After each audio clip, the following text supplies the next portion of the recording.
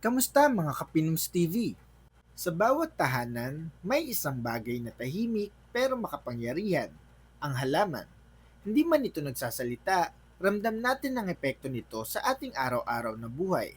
Kapag may halaman sa paligid, parang mas presko ang hangin, mas magaan ang pakiramdam, at mas buhay ang espasyo. Kaya hindi na nakakapagtaka kung bakit sa mga nakaraang taon, lalo na matapos ang maraming pagbabago sa mundo, mas maraming Pilipino ang nahuhumaling sa pag-aalaga ng halaman. Para sa iba, stress reliever daw ito. Para naman sa iilan, ito ay kanilang libangan.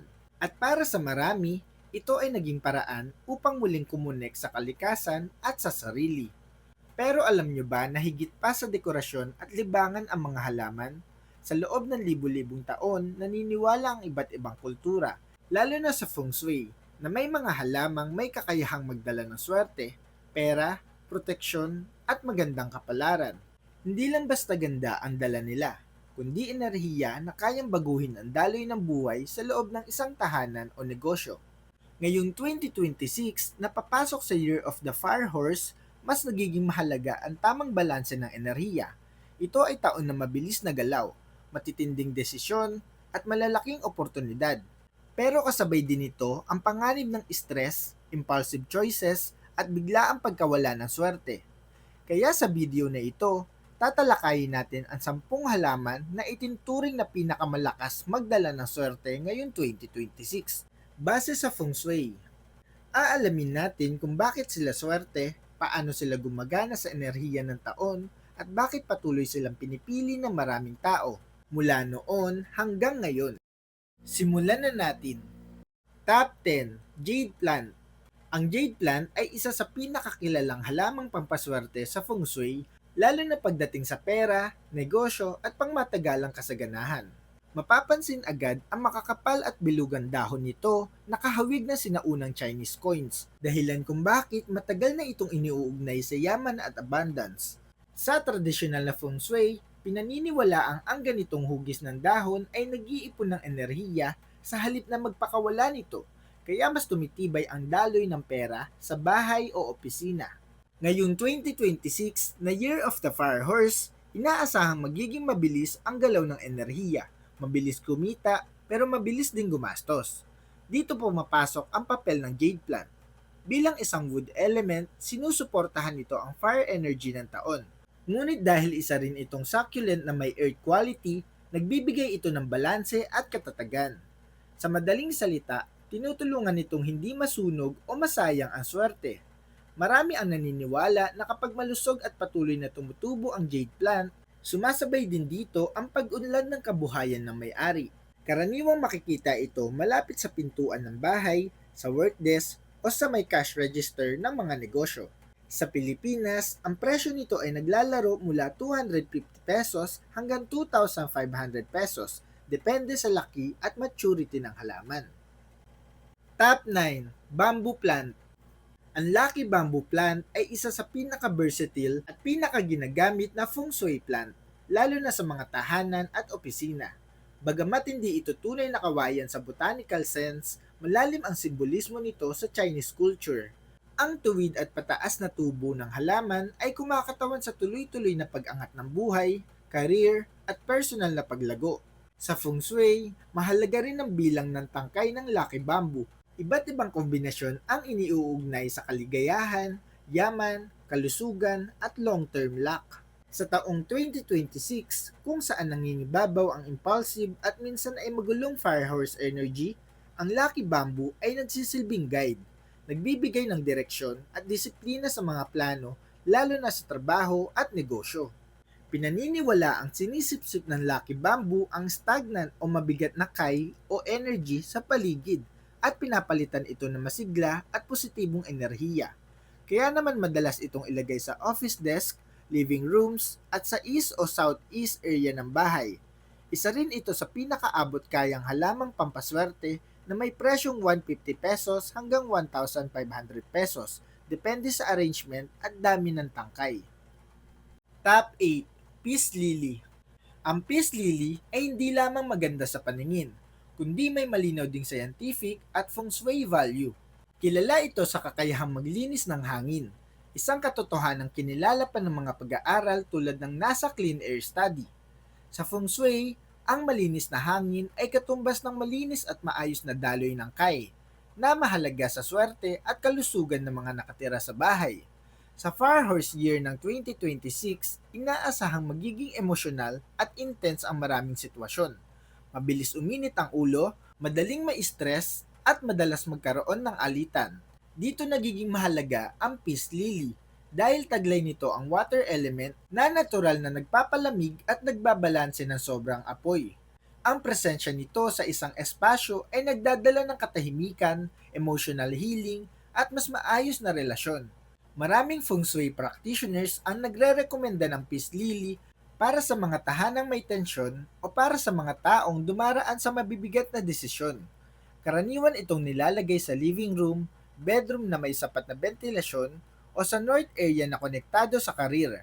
Ang presyo nito sa lokal na merkado ay nasa pagitan ng 300 pesos hanggang 2,000 pesos. Top 7. Snake Plant. Ang snake plant, na kilala rin bilang mother-in-law's tongue, ay isa sa pinakamalakas na halamang pamproteksyon sa feng shui. Ang matitigas at patulis nitong dahon ay sumisimbolo ng kakayahang putulin at itaboy ang negatibong enerhiya, inggit, at masamang intensyon mula sa paligid. Ngayon 2026, kung saan ang Fire Horse energy ay maaaring magdala ng conflict, competition, at emotional burnout, ang snake plant ay nagsisilbing energetic shield. Pinagsasama nito ang wood element ng halaman at ang metal quality ng matibay at matulis na anyo nito na nagbibigay ng disiplina, boundaries, at tibay ng loob. Bukod sa feng shui value, kilala rin ang snake plant sa tibay at kakayahang mabuhay kahit kaunti lang ang alaga, kaya't simbolo rin ito ng resilience at longevity. Madalas itong inilalagay malapit sa pintuan, sa mga sulok ng opisina, o sa mga lugar na may sharp angles, upang ma-neutralize ang masamang kai o energy. Ang presyo nito ay karaniwang nasa 200 pesos hanggang 3,000 pesos, depende sa laki at variety. Top 6. Orchids. Ang orchid ay simbolo ng refined luck sa feng shui. Hindi basta bigla ang swerte, kundi mga oportunidad na dumarating sa tamang panahon at tamang paraan. Sa sinaunang China, ang orchids ay iniuugnay sa mga scholar, marangal na pamilya at harmonious relationships. Kaya't itinuturing itong halaman ng karangalan, talino at magandang reputasyon. Sa Fire Horse Year ng 2026, kung saan malakas ang tema ng passion, romance at visibility, ang orchid ay tumutulong upang maging graceful at balanse ang mga tagumpay. Sa halip na magulo o impulsive na swerte, pinapalakas nito ang attraction luck, confidence at long-term success, lalo na sa career at relasyon. Marami ang naglalagay ng orchids sa living room o bedroom na mag-asawa upang palakasin ang harmony at intimacy. Sa feng shui, lalo itong inirerekomenda sa southwest area na konektado sa love and marriage. Dahil maselan at eleganteng halaman ito, mas mataas din ang presyo nito kumpara sa iba. Karaniwang nasa 800 pesos hanggang 5,000 pesos o higit pa, depende sa species at arrangement. Top 5. Money Tree. Ang money tree o Pachira aquatica ay isa sa pinakapopular na halamang pampaswerte sa modern feng shui, lalo na sa mundo ng negosyo at corporate spaces. Madalas itong makilala sa pinupulupot na trunk at malalapad na dahon na sumisimbolo sa pagkakaisa ng oportunidad at yaman. Sa feng shui belief, ang 5 dahon nito ay konektado sa 5 elemento: wood, fire, earth, metal, at water. Kaya't itinuturing itong simbolo ng balanse at stable na kasaganaan. Sa 2026 Fire Horse Year, kung saan ang swerte ay mabilis pumasok ngunit maaari ring mabilis mawala, ang money tree ay nagsisilbing anchor ng financial energy. Pinapalakas nito ang kakayahang humawak ng pera, mag-manage ng resources, at gumawa ng matalinong desisyon sa negosyo. Hindi ito halamang para sa biglaang yaman na swerte, kundi para sa steady growth at long-term gains. Pinaniniwalaan na kapag inilagay ang money tree sa southeast area ng bahay o opisina, mas nagiging aktibo ang wealth luck. Madalas din itong makikita sa mga bangko, startup offices, at sa bahay ng mga negosyante. Sa Pilipinas, ang presyo nito ay karaniwang nasa 500 pesos hanggang 4,000 pesos depende sa laki at kung braided o natural ang trunk. Top 4. Citrus plants, kalamansi, orange, lemon. Ang mga citrus plants tulad ng kalamansi, orange at lemon ay matagal ng simbolo ng swerte, kasariwaan at masaganang ani sa feng shui. Sa Chinese culture, ang prutas na bilog at kulay ginto o kahel ay iniuugnay sa ginto, kayamanan at good fortune. Kaya't madalas itong makita tuwing Chinese New Year at mga bagong simula. Ngayong 2026, ang Fire Horse Energy ay pabor sa mga aktibo, masipag at handang kumilos. Ang citrus plants ay nagdadala ng yang energy, masigla, buhay at productive. Bukod sa swerte sa pera, sinasabing nagdadala rin ito ng good health at masayang samahan sa pamilya, lalo na kung may bunga ang halaman. Sa feng shui, mas pinapaboran ang mga citrus plants na namumunga dahil sumisimbolo ito ng results at hindi lang potensyal. Karaniwan itong inilalagay malapit sa entrance ng bahay, sa balcony o sa garden na may sapat na sikat ng araw. Ang presyo ng mga halamang ito ay nagsisimula sa 600 pesos hanggang 3,500 pesos depende sa edad at kung namumunga na. Top 3. Rubber plant. Ang rubber plant ay simbolo ng financial expansion at authority sa feng shui. Ang malalaki at makintab nitong dahon ay kumakatawan sa paglawak ng yaman at impluensya. Sa maraming feng shui interpretations, mas malaki at mas healthy ang dahon, mas malakas ang energy ng abundance na dala nito. Sa taong 2026, Year of the Fire Horse, mahalaga ang halaman na kayang makasabay sa ambitious at high-pressure energy ng taon. Ang rubber plant, bilang isang strong wood element, ay hindi lamang sumusuporta sa fire energy, kundi tumutulong din upang ito ay maging produktibo at hindi destructive. Ito ang halamang inirerekomenda para sa mga taong may leadership roles, entrepreneurs at decision makers. Karaniwang inilalagay ang rubber plant sa living room, office o sa east at southeast areas ng bahay. Dahil sa laki at visual impact nito, itinuturing din itong simbolo ng confidence at presence. Sa lokal na merkado, ang presyo nito ay nasa 700 pesos hanggang 5,000 pesos, depende sa taas at kapal ng dahon. Top 2. Areca Palm. Ang Areca Palm ay isa sa mga pinakamakapangyarihang halamang panlinis ng enerhiya sa feng shui. Kilala ito sa kakayahang magdala ng sariwa at masiglang kaya't madalas itong gamitin upang buhayin ang mga espasyong pakiramdam ay mabigat o stagnant. Ang malalambot at pataas na dahon nito ay sumisimbolo ng tuloy-tuloy na pag-angat at proteksyon. Sa 2026 Fire Horse Year, kung saan mabilis ang takbo ng buhay at madalas mapagod ang isip at katawan, ang Areca Palm ay nagbibigay ng natural balance at renewal. Pinaniniwala ang pinapalakas nito ang swerte sa kalusugan, relasyon at overall well-being na mahalagang pundasyon bago pumasok ang swerte sa pera at career. Nire-recommend itong ilagay sa living room, malapit sa bintana, o sa mga communal spaces ng bahay at opisina. Bukod sa feng shui value, kilala rin ito bilang air purifying plant. Ang presyo nito ay karaniwang nasa 1,000 pesos hanggang 6,000 pesos, depende sa laki at dami ng stems. Top 1. Golden Pothos o Devil's Ivy. Ang Golden Pothos, na kilala rin bilang Devil's Ivy o money plant sa maraming bansa, ang itinuturing na pinaka-versatile at pinakamakapangyarihang halamang pampaswerte para sa 2026.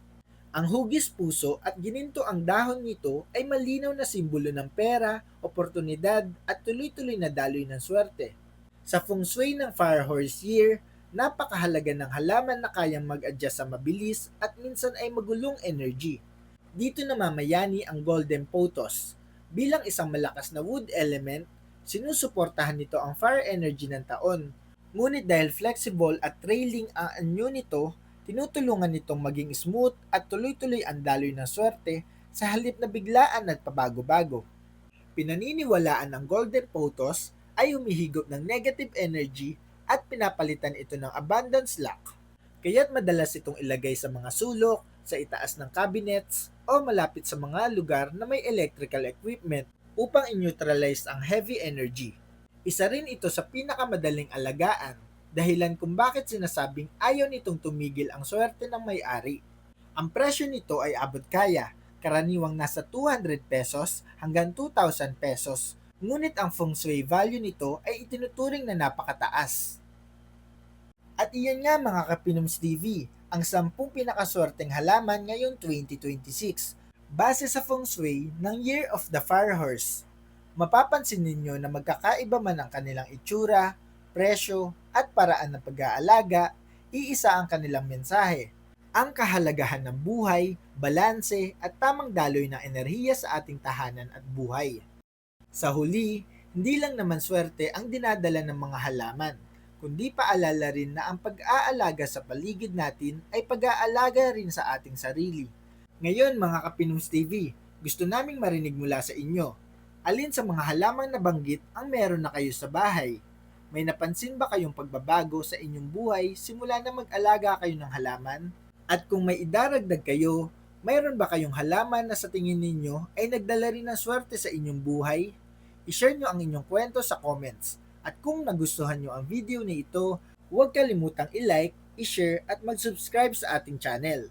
Maraming salamat sa panonood mga Kapinoms TV. Hanggang sa muli, ito ang Pinoms TV.